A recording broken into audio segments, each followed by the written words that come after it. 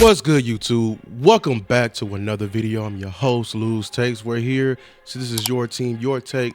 All perspectives matter, bro. Listen, let's get into this offense. At this point, we all know it's secret, it's not hidden. The offense is very much struggling. Very much struggling. Last in running the ball, not efficient pass game, doesn't attack matchups. It's just been a complete disaster class, far from a masterpiece, whatever you call it. And I know, it's easy to blame the guy who's calling the plays, Mike McCarthy. Not saying he's free from blame, but we'll get to that later this week.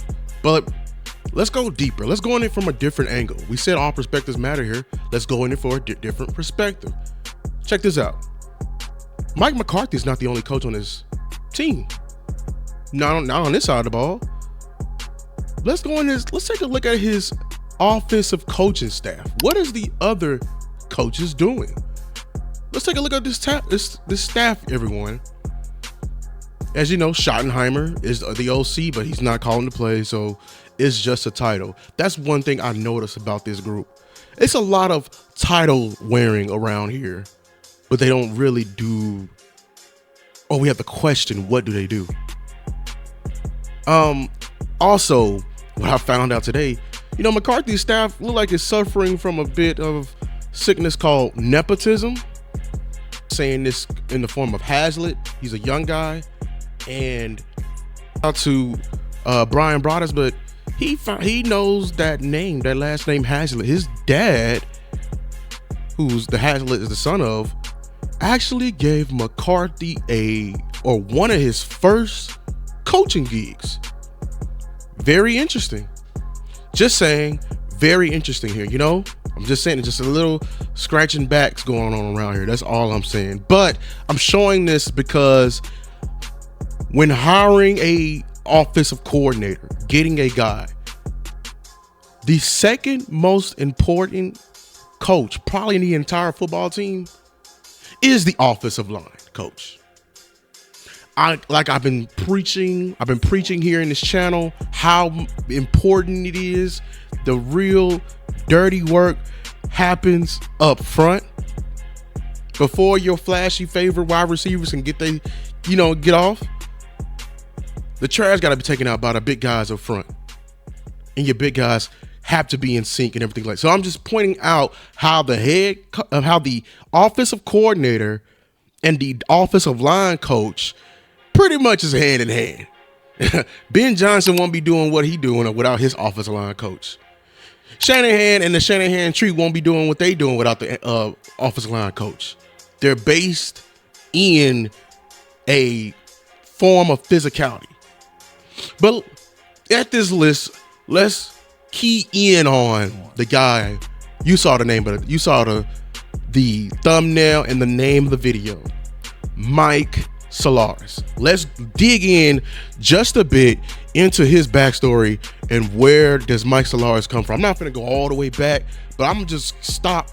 In the timeline. Very, very, very interesting, because we just want to add on to that theme. Okay, he was a offensive or tight ends coach / offensive line coach with the Niners from 92 to 96.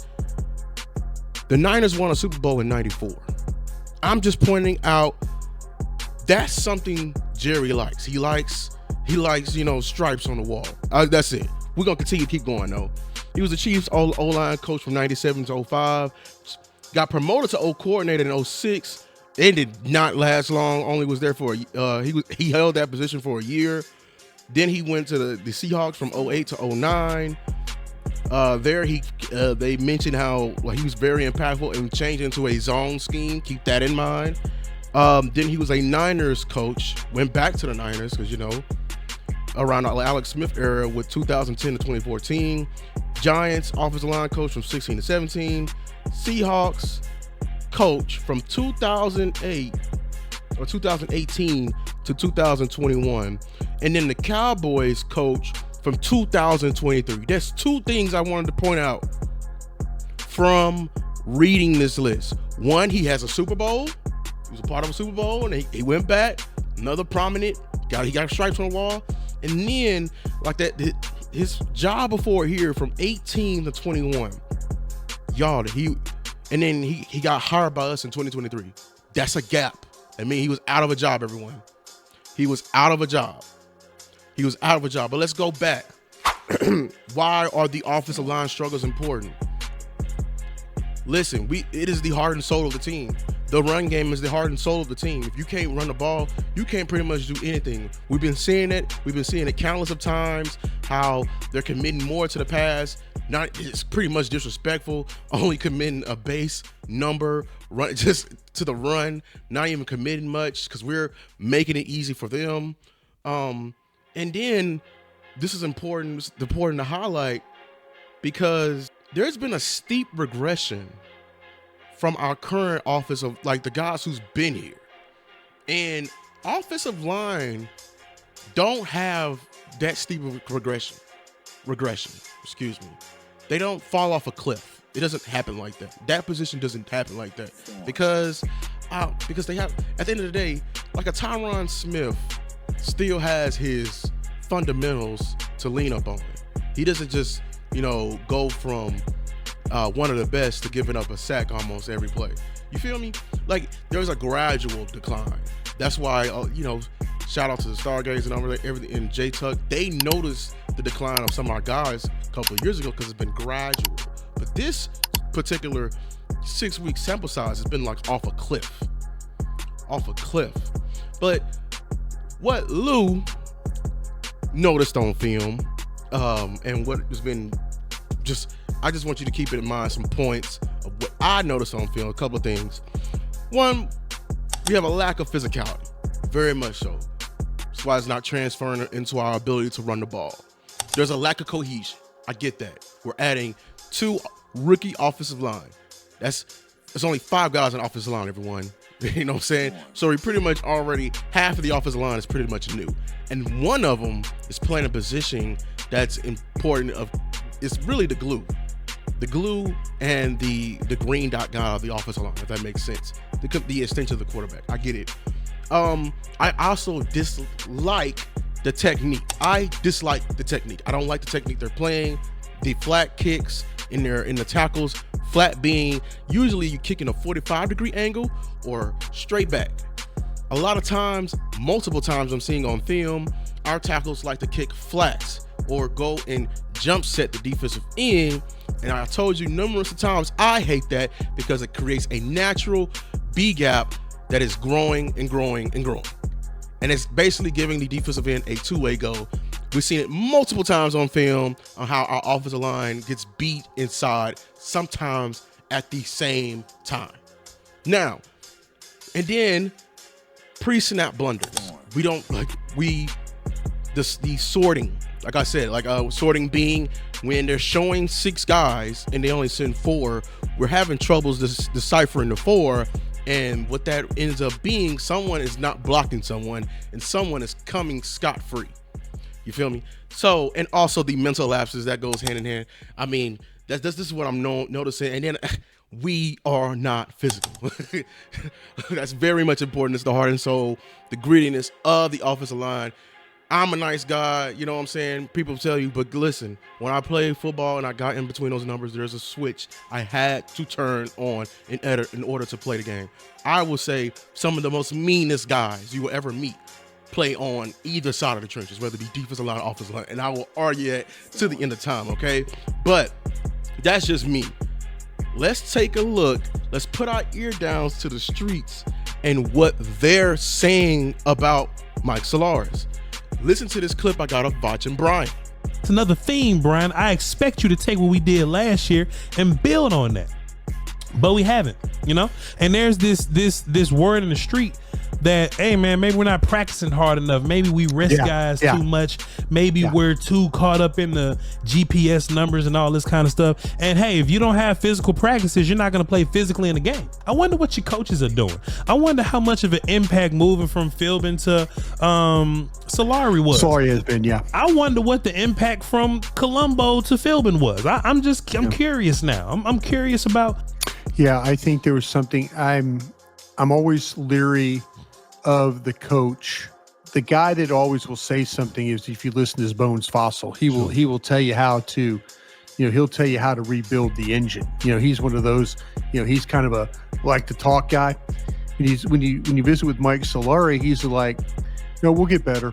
We're going to get better. We're going to, more work, more time on task. We're going to get better. And I'm kind of like, man, that doesn't exude confidence to me that you really are going to get better. Sure. So a couple of things they pointed out. Voch very much so confirmed, because he got more resources than Brian brought us. I very much take their word as almost law, because they have a high rep and everything like that. But one thing they pointed out, we don't practice hard enough. We sit guys. We follow a stat. We got stat sheets. That's very, very interesting. Hold that thought. I'm just pointing it out. Very, very interesting.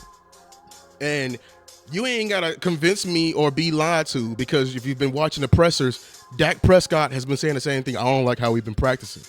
Players are saying they don't like how they've been practicing. Players been saying they don't like how they've been practicing.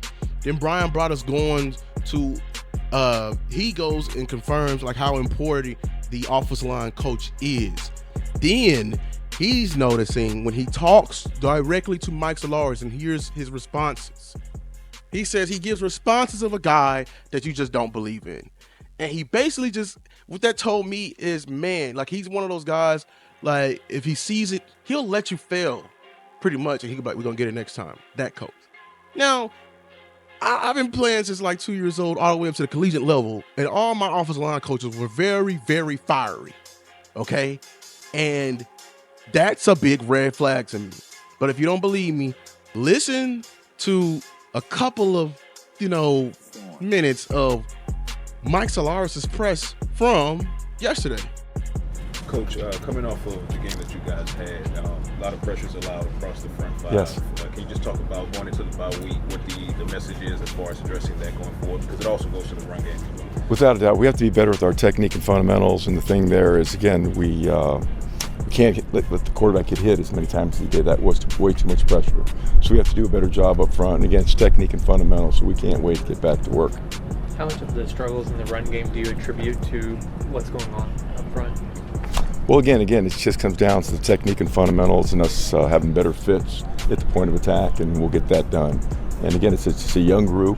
I really believe they're ascending as a unit, and it's just a matter of working together. And we're going to have some growing pains, but again, we want to continue to improve in our technique and fundamentals. You talk about getting back to the technique and fundamentals. What part of that will you start with? Well, again, it's the basics. It's the fundamentals in the run game, coming off the ball with leverage, with our bases, our second steps, and staying connected versus that secondary reaction by the defensive line.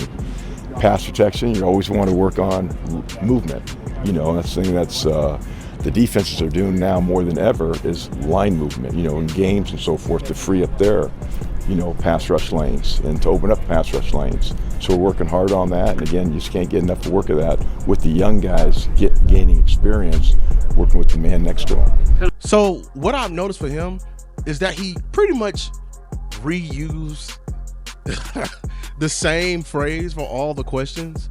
And that just gives me off as a guy that's just trying to get through the interview. Gives off a guy it just confirms what Brian Broaddus was saying. Like he just gives off the guy that he says one thing, but the tonality, the words he used, the word salad that he uses, it just doesn't scream off, a guy that's going to work to fix the issue. It's just a guy that's pointing out. And then he kept bringing up, we have technique issues. Remember what I said earlier, how I dislike the technique. And we still got technique issues. So two things, either they're doing that flat technique incorrectly, or you don't want them to do the flat technique. Either way, 6 weeks in, I understand we got new guys here, but listen, man, the students are a reflection of the teacher. And y'all, and I understand they're young and everything like that, and it's about getting them ready for the test, but we got 17 tests that they need to get ready in. And I'm not saying they should be perfect. I'm saying they should be better than the last, man. It should be, we at the 6 mini master, they should be better than the last.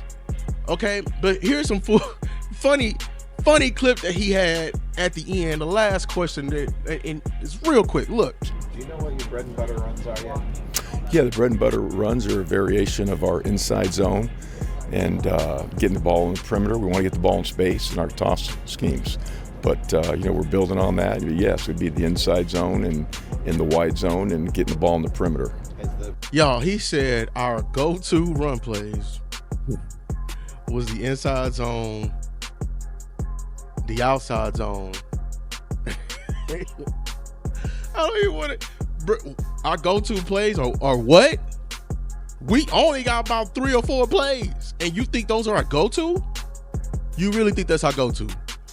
In the zone scheme, the inside zone scheme, who's designing the plays? I mean, we ain't talking about the design because I hate what they be doing backside, leaving out our tight ends in unfavorable matchups. I hate that we don't do the numbers game and actually check the runs to where we have a numbers advantage, and then we it's like we be running to fill a benchmark. We'll run on a 8-man box and we only got 6 to block.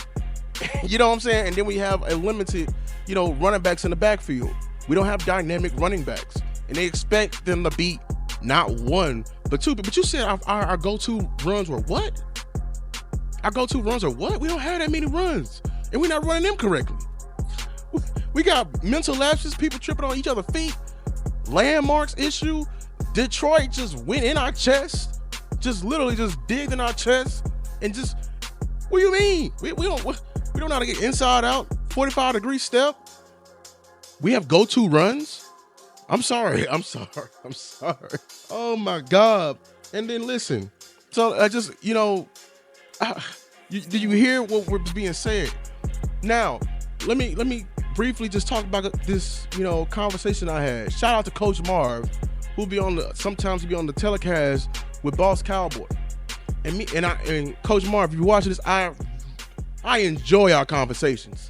But listen, Coach Marv, I hope you watching this video, because everything that's being said, you said. You said it. How we practice. Vosh confirmed it. They be resting guys. We can't be doing that. We've been doing that since camp? That's why when we go face Detroit, a team that's have you circling on the schedule since last year, and they not gonna beat you. They gonna walk all over you, and you just getting to the next week, getting to the next day. We already practiced for only 3 days. 2 if it's out, it's an away game. But I don't see any physicality being generated anywhere. No toughness being, and it's just soft leadership. What Coach Marv has been telling me, and that stems from Mike McCarthy. But also I gotta throw a little big game James in here. I just showed how he's been out of coaching for 2 years, and he's a vet guy. A lot of stripes on the wall. Maybe this is a case of a Mike Zim. Maybe he don't have that fire anymore. He don't have that fire anymore to light a fire under, the offensive line we have ass right now, man. He just don't have it. The years are far behind him. And that's showing up on the field while we can't run the ball. We can't move someone against their will. And shout out to Boss Cowboy. In the book of Boss, it literally says, hey, if it's a player, one player messing up, you isolate that player and you hold him accountable. But if it's the entire group, you fire the coach. And why I want to fire Mike Massalaris. My wish list. I wish we had a guy, like a Bill Callahan that just got hired by the Titans. He's a vet guy that's been coaching as long as Solaris. He got stripes on the wall too. He do. He got a nickname. They call him Running Game Moses. And here's this clip I'm showing of J.C. Latham, a top tier tackle that was taken in the same draft as last year, along with Tyler Guyton. And man, just little stuff like this they're doing in shorts and t-shirts. This sled right here, I watched this. I remember, I got an offensive line feed on my Instagram, and that Big Bertha sled. Oh, we need that in Dallas. They need to put that on the back of 2 18-wheelers because it ain't nothing moving that. But little stuff like that is the reason why. And here I put up the stats of the Titans. They're actually at the top half of the league in running the ball because you ain't moving that slide unless you got enough leverage. And if you do it enough, your bend is going to get better. I mean, I don't have the resources to go to the practice, but I just want, if I can just sit and watch at the Cowboys how they practice, I can confirm, like, just mentally, like, okay, you know what, this is what I've been seeing on film. It's okay. I got guys who's been there, guys like Vach, guys like Brian Broaddus who showed that. And why I pointed out Bill Callahan, Mike Solaris, he's been coaching a very long time too. I don't have his resume up, but I'm just saying the difference between him and you, he's adapted his coaching style and he's still rooted in physicality, rooted in toughness, rooted in strong leadership, right? So all in all, fire Mike Solaris. He doesn't have it anymore. He's not. Our guys are regressing at a tremendous rate. I mean, at a tremendous rate. And then you're putting in this bad teaching for our rookies. No. I believe Cooper Beebe is going to be like that. Tyler Guyton is going to be like that. He needs to be rooted in the correct fundamentals. So you can't be here, man. No, you got to pick up your stuff and go.